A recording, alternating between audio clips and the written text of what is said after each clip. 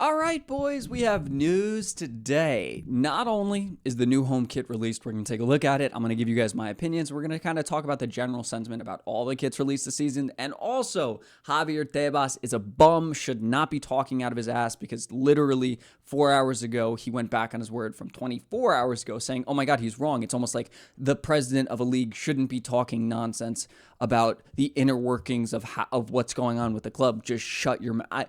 You don't. It's just so annoying. I would bet my whole salary that you don't know what the president of the Premier League's name is or the president of Serie A or Liga. It shouldn't matter. But of course, homie's going out running his mouth. And then it turns out he has been wrong because Barcelona is officially expected to be back to the 1-1, which I'll get into what that means. But basically means we'll be able to sign players more. We're going to get into that in a second. But first, let's take a look at these kits, baby. I do think they look pretty good, overall. Compared to this year, I don't think they're as nice. I think there's a little bit more, it feels like trendier. It feels more current, if I'm going to be honest. It feels like it's very fitting of modern day football, of modern day maybe Barcelona even, in a way that I think is good. And I also think might even be more iconic in like 10 years, right? It'll feel more retro because I think it's fitting of a time that is going on right now. And so 10 years from now, we all look back at the, seasons past and a few stand out. This one might. It also might not, but I think it's a very averagely decent kit, if that makes sense, in a way that I think it's a solid starting ground. And then I think there is a lot of potential with the other kits, right? I don't know why Barcelona went with the announcement video, made it a little retro. They gave Balde a little retro camera. You'll see it right in one of these shots here. I think it's cool. I think it's a nice little choice, right? You see Balde here with a little retro camera. But if we go over to look at the other kits, this is what's expected to be. So, right, we're teaming up with apparently Kobe's brand or Mamba, which is a piece of Nike. That's this logo right here on the side here, the little whatever Mamba logo, whatever you want to call that. I used to love Kobe's shoes. I would wear them all the time. This is actually the direct color of I think it was like the Kobe 7s or something, or Kobe 8s that I had that were literally this color. And I think it's cool. I think it's like the cream with the purpley blue. I think it's clean. I think this could be potentially better than the black one as well, where it's kind of iconic, kind of memory. It has a good memory to it. And the black kit this past season, though I think it was cool because I think the moments that we had in it were wild, I also feel like I don't love the collar. I'm going to be honest, at least on that one, the way it sat, it was a little awkward. And I think I also got a size too big. So yeah, I don't think I had the best idea of what it was, but I do think this will be a very solid away kit. I feel like it's an adventurous move, but one that's okay. Here's what apparently, according to goal.com, it might be. I don't love this orange. I also don't know if this is confirmed or not. I did see the Barça kit, the keeper kit this season, and it looks okay. I saw someone tweet it out, and it's the same green as we've been usually seeing, but it's got like stripes, like kind of like pinstripes, but at least it looks different than whatever tiger nonsense was going on last year. And overall, I'm pretty satisfied with what we got. I think when we first saw the releases of these kits, it was a little nerve-wracking. I didn't really know what to expect and what we were going to get. And I think considering what could have happened, this is a pretty good result. The boys look like they enjoy it, and it looks cool. That's all we need, right? Feels like a connection enough to the history of the club, too, that I think it'll work more than well enough. And then taking those risks with the away and the alternate, I'm okay with that. Maybe we'll get a new Señora kit. We've been literally using the same one for years. I don't even think they wore it often or at all last year. So maybe they change it. Maybe they stick to the same one they've had for a couple years. We'll see. But again, not the only point of this story. We're going to talk about what Javier Tebas did and said and everything that happened with that. So basically, yesterday he was interviewed yet again and said that as of now, Barcelona weren't able to register Nico Williams. First of all, he's not a Barcelona player. So I don't know why you're saying that at all. Second of all, why are you talking about what's going on in Barcelona? Why? Shut up.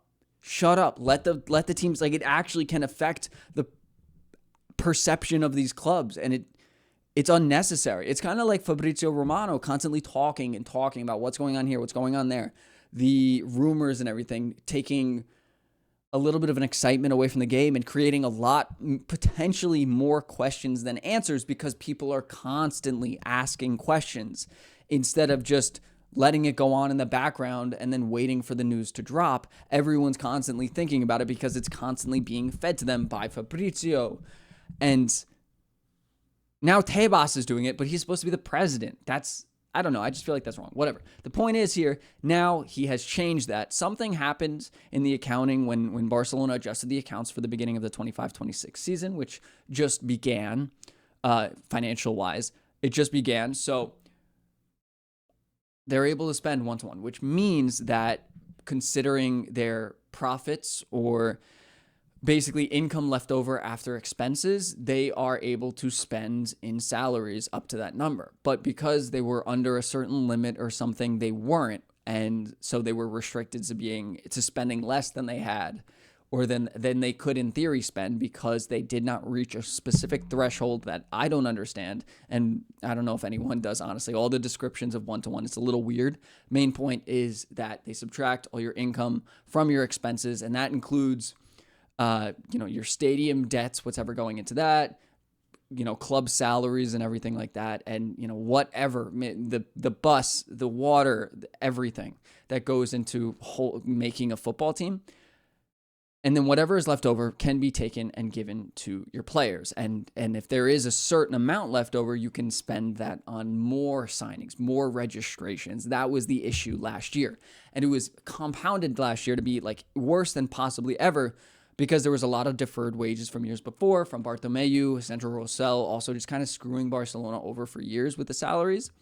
And then also the team playing poorly, so they weren't selling jerseys in the same way, they weren't filling seats in the same way. And then adding to that was the Camp Nou renovations that led all the games going to the Estadio Olympique, which it has about half the capacity. And then even on top of that, people don't really want to go up there, or at least local fans don't really want to go, and then that can hurt the vibe because it's all tourists.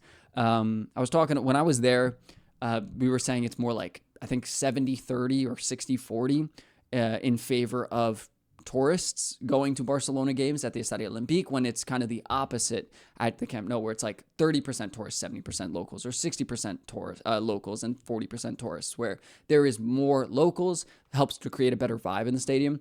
And I would expect potentially being able to spend more just because it's at the Camp Nou. You're more willing to spend to get a taxi there. It's also much more accessible. And so more people are just going to go. The capacities, the ticket sales are all going to increase. And for that reason, Barcelona's finances for the past couple of years have really struggled, making that 1-to-1 number harder to get to, which has led to this registration issues. Now, next season, we're expected to go back to the Camp Nou. They keep teasing it. It looks like we're getting closer, but the inside wasn't really where the major renovation was. We're seeing the pitch kind of done and the seats kind of done or looking good. The outside was the major part of the renovation, right? When I went there, it was a skeleton because they were really going through the outside of the stadium. It was a big deal, a big renovation. And so we'll see if they're able to get it done in time. If you want to just look at the Sagrada Familia as an example of Barcelona just having trouble getting stuff done, it's not the best example, but they might still have some work to be done once the season starts. I would be surprised if they get into the stadium right away. Main point is, though, they're expected to be back to the 1-to-1, meaning they can spend more of this money that they have, hopefully, on registering players and signing more players. So I think Nico Williams is all but in, right? We saw Rashad Rahman, who, by the way, you guys are saying he's not reliable.